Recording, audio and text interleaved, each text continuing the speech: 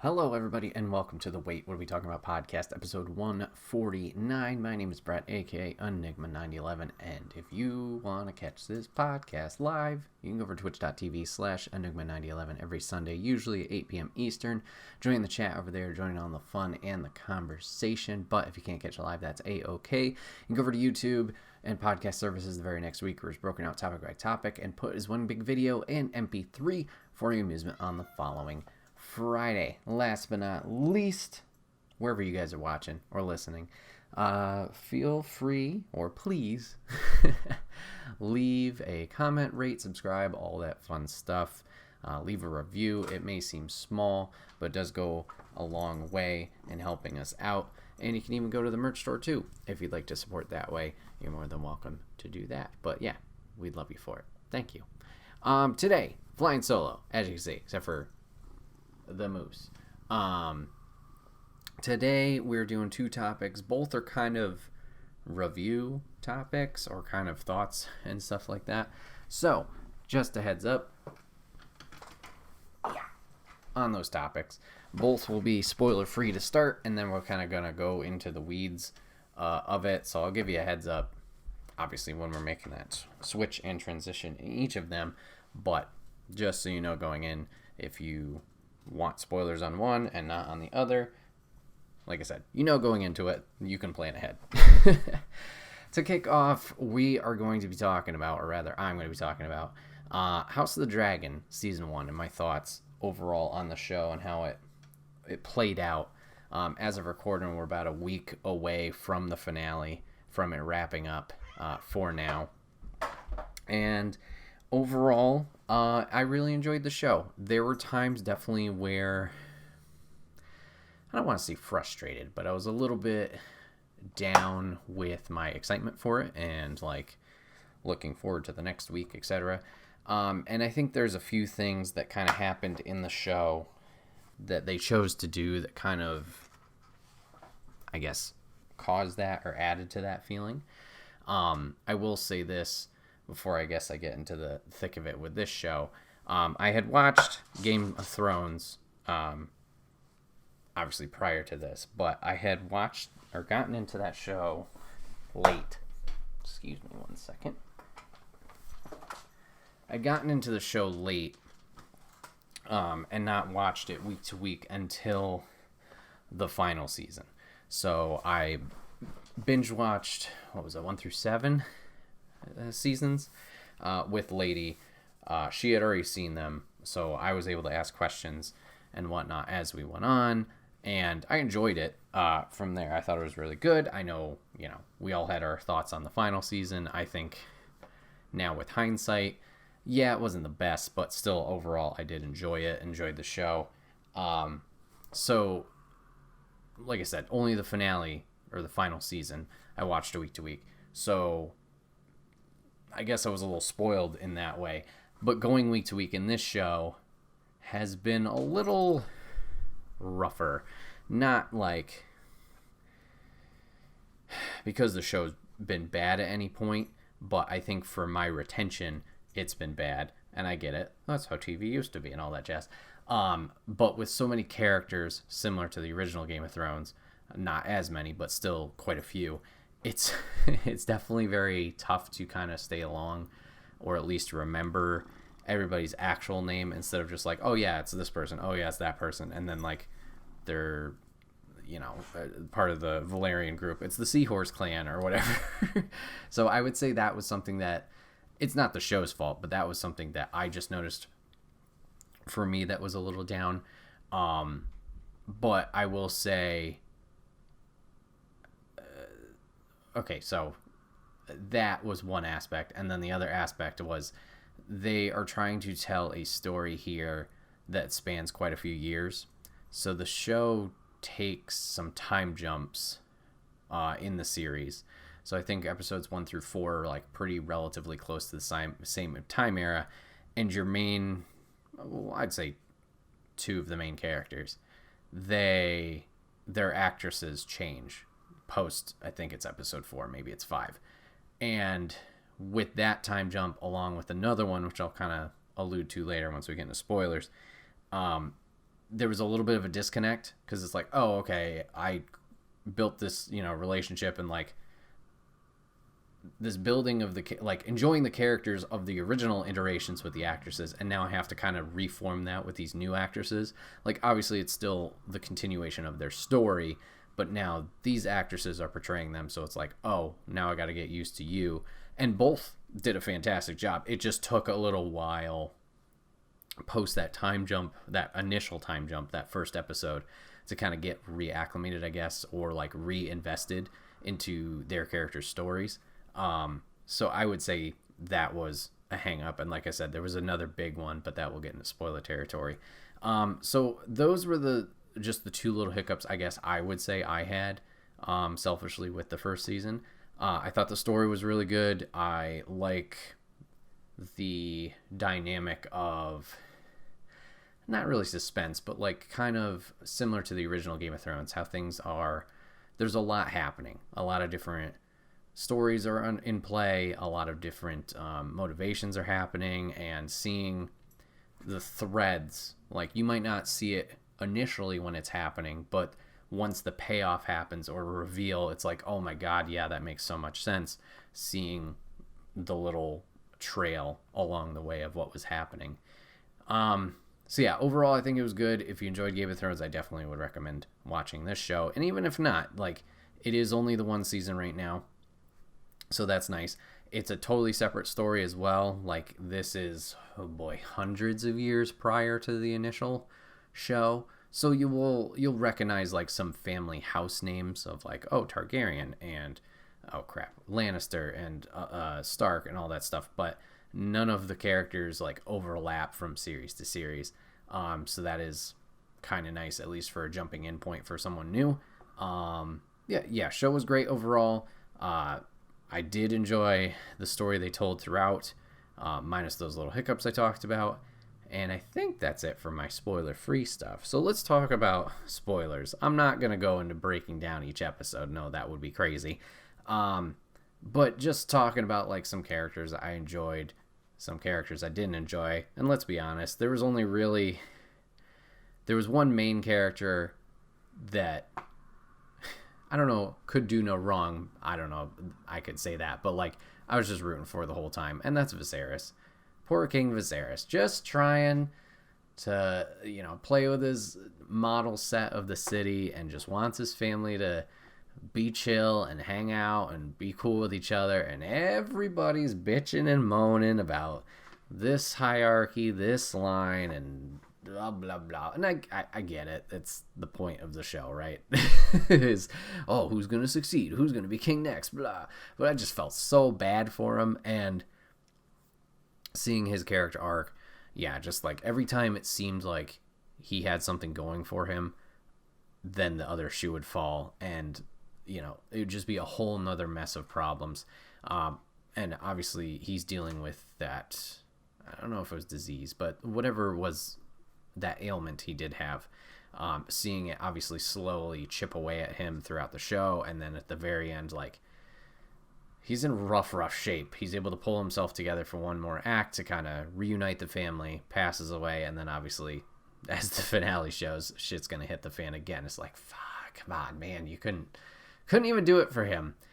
So yeah, I was cheering for Viserys the whole time. And then the only other character that I think throughout the entire thing was like, yes, you are what I would classify as good, would be that head guard at the castle, Sir Harold something West. Oh, are you not going to even tell me the character's name after I click this? You son of a gun. Hold on. Stupid internet.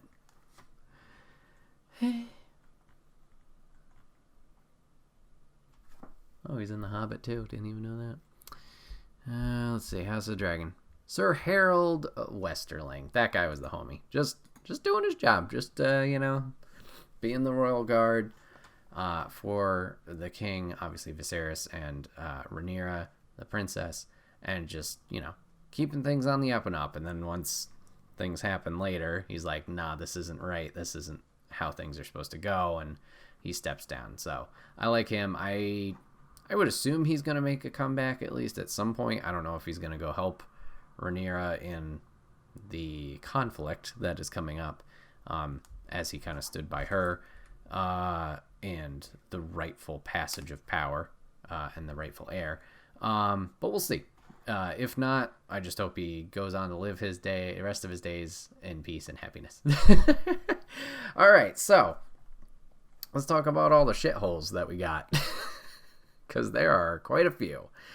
All right, let's start with Mr. Matt Smith, Damon. Damon is like back and forth of like, I want to cheer for him, and then he's the biggest scumbag there is. He has this whole story arc with Rhaenyra, young Rhaenyra, the first actress, and like, he's duking out with his brother. They just don't have the best relationship because he's the edgy renegade of the family. And then he, like, they're into each other, Rhaenyra and him, but he like teases her so bad and like bringing her to the, you know, I guess brothel is the correct term, getting her all riled up, and then just being like, nah, peace. And I don't know if that was his better judgment or whatever, but I was just like, this is disgusting, because obviously, well, she's younger at that point.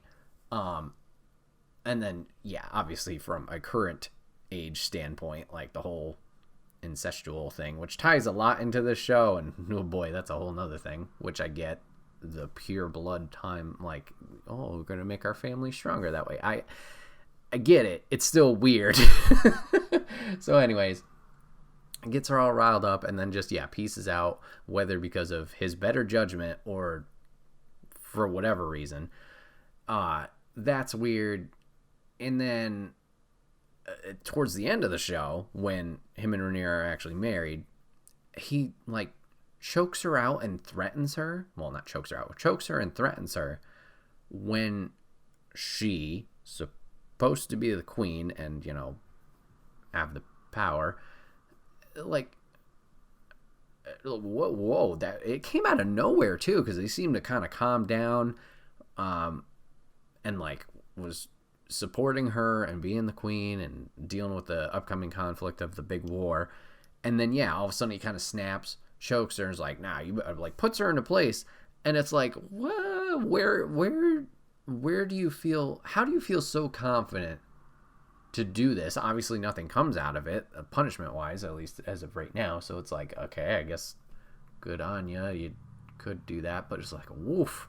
That could have ended so poorly for him. Like, obviously she could have flipped and sent guards after him or whatever. Just like, yee. That very tense situation and not great. And then obviously earlier on, I kind of skipped around, or I'll be skipping around, but him killing his initial wife just to remarry and kind of plinko his way into power, or at least higher into the power. Scummy there. So yeah, Damon, piece of shit. Who else is a piece of shit? Let's talk about Alicent Hightower, Rhaenyra's best friend. Also a piece of shit. I was cheering. She was one of the ones I was cheering for so much before the initial time jump. Like, she's just Rhaenyra's friend. I thought there was something between them at first, and I was like, oh, okay, I guess not. Anyways, just Rhaenyra's friend, just trying to be supportive with her mom passing, and then her dad manipulates her and be like, oh, go talk to the king and try and be his buddy. And then obviously they marry, and then she comes into power, and like her ego gets blown way out of proportion. And it's like, what happened to you? Power really corrupted you and all that jazz. So big yikes on her character growth. Let's talk about Kristen Cole. I feel bad for Kristen Cole, as I feel a lot of us did. Him and Rhaenyra end up hooking up after the whole rile up business with Damon, right? And they, you know, do the horizontal tango, and he's all invested. He's like, oh my god, obviously I, as the honor guard, have sold the cloak. I haven't done what I'm supposed to, but he loves Rhaenyra, and he's like, let's run away together. You don't want to be in power. But she's like, oh no, I have to do it because that's how things are. And he's like, oh, all right, so I'm just gonna be like your whore is essentially her proposition that they could do stuff in secret, but not. And rightfully so, he's not happy. But then he's just moody bitch the whole rest of the show and just holds the biggest grudge, which I guess a lot of these characters do. And he snaps at the wedding because he feels threatened and his secret's going to get out by, what was it, Laenor's lover? Is that the character? Yeah, Laenor Valerian's side piece. And he misinterprets it and flips out and bashes this guy's face in. Jesus Christ. And then, yeah, he's just Alicent's, like, right-hand man for the rest of the show. So he's a piece of shit as well. Let's just keep, like I said, there's a big tally of these guys. We already talked about Otto manipulating Alicent, his daughter, into, getting into power and getting into even any kind of royalness for their family, so whatever. Corlys, aka Seahorse Man, he goes back and forth for me. Like, he's very selfish at points, and like Rhaenys, his wife, like, toughs it out, but she's got some shit to deal with him, with how obsessed he is also with the throne for himself and his family, and how he's worked hard for it and had to, claw and scratch his way to the point that they're at. Which I get it. It's just like sometimes too far. I guess we'll talk about Aegon. What a joke. I get it. He's a kid. He's rightful heir in a way. But he's just being thrust into the situation and has well, he has a birthright to be there, but no right otherwise to be there because, well, he has no idea what he's doing. He doesn't take it seriously. And once it gets to the point of his crowning ceremony, like, now he's like, ooh, I like this admiration from people. Like, he seeks that attention, as we saw previously with his acts of I guess misbehavior, but there's a better term for it. I can't think of it at the moment. So yeah, getting that attention from everyone and that reception, he's like, oh, now this is, so he's just power hungry, or attention hungry rather.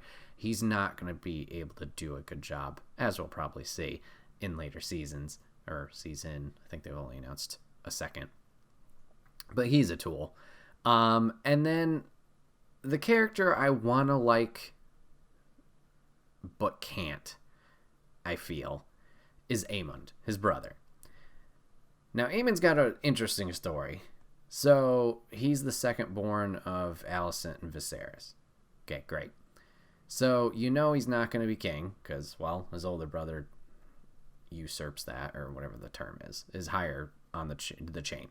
So, he's not going to be king. So, you feel bad there, because he's just a dude. Second, the whole Targaryen family, their whole thing, dragons. He doesn't have a dragon. Apparently, the dragons are supposed to lay an egg, I think, when they're born as well, and then the egg will hatch at an appropriate time.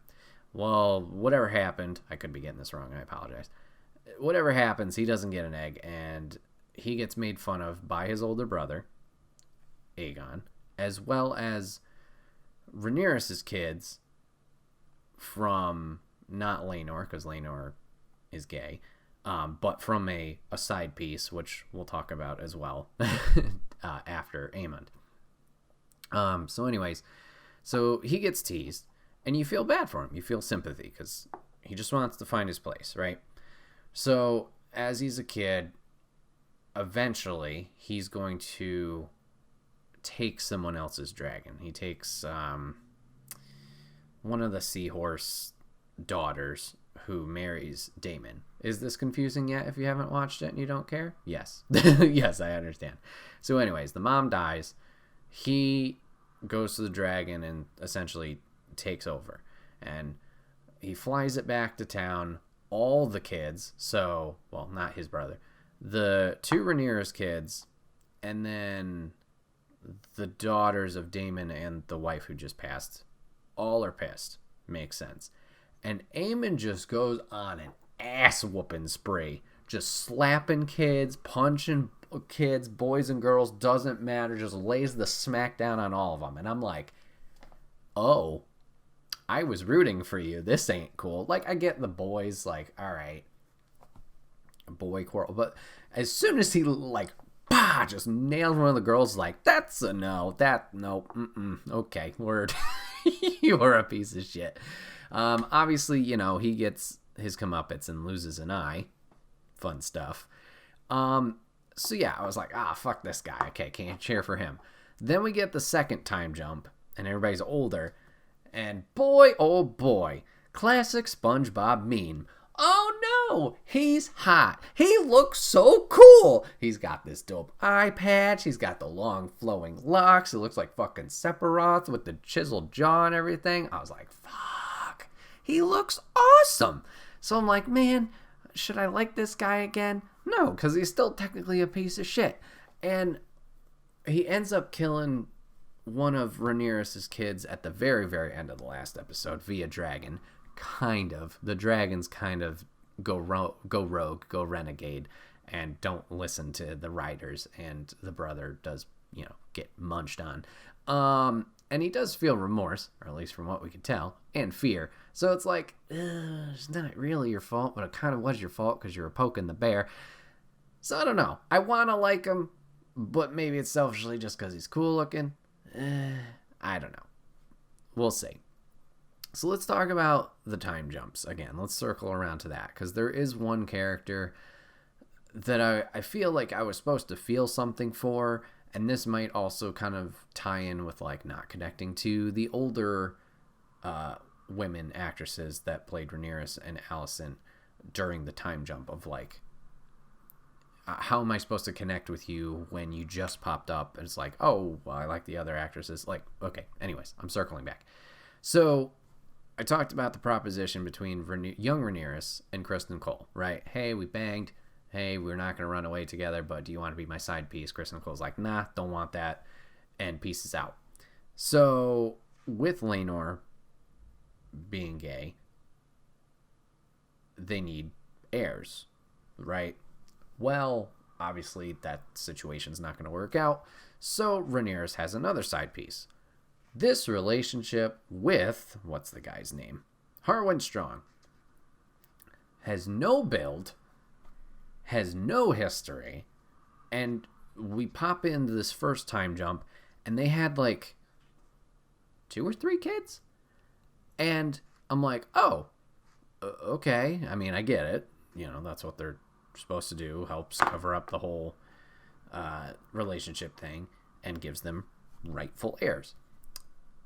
But at the end of that episode, after that initial time jump, the Hightowers are going to come back into power, at least Otto is as the hand, thanks to Larys Strong, which, yeah, that's his brother, essentially killing Harwin and his dad via fire, like setting the town on fire and whatever, they burned to death.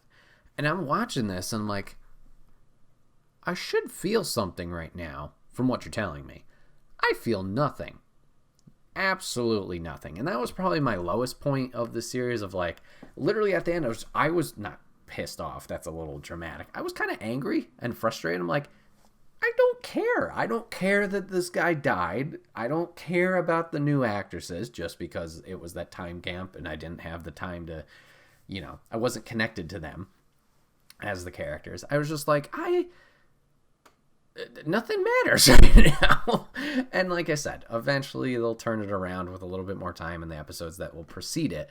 But I didn't give 2 shits about Harwin Strong. I was just like, okay, you know, I feel like we should have had more time with him. I don't think he was established prior to that episode, if he was in the like one of the tournaments that they had for the jousting, or if he had any kind of rapport with young Rhaenyra. But yeah, he just kind of showed up, they had the kids, and then, oh, he's dead. He tried to be a good dad by, you know, teaching the kids, but he couldn't be obviously too obvious with it, because trying to hush-hush, and he's just there to fill a role.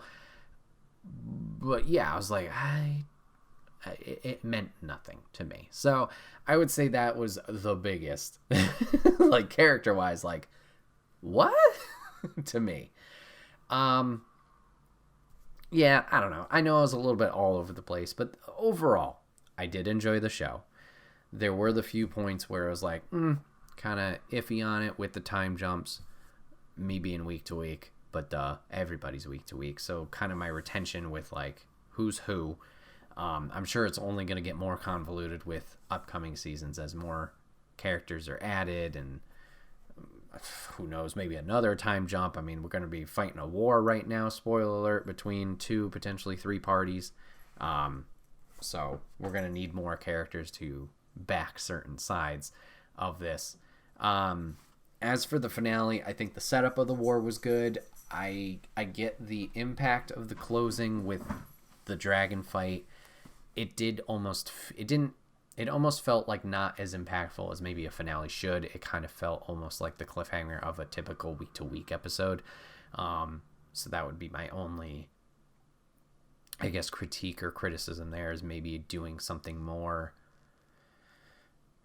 bigger, or at least feel bigger. Like, obviously it's a big thing of the character dying, but tonality-wise it felt moot, and maybe it was because of that slow pan into older Rhaenyra of like getting the message of her son dying.